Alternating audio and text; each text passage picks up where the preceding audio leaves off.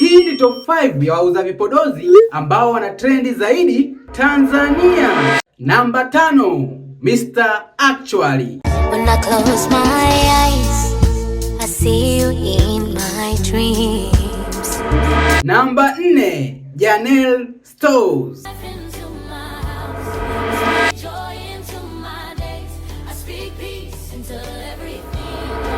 Namba 3, Nayubi. Kama kuna dhambi utaifanya kwa mwaka 2025 ni kukosa hizi lotion 3.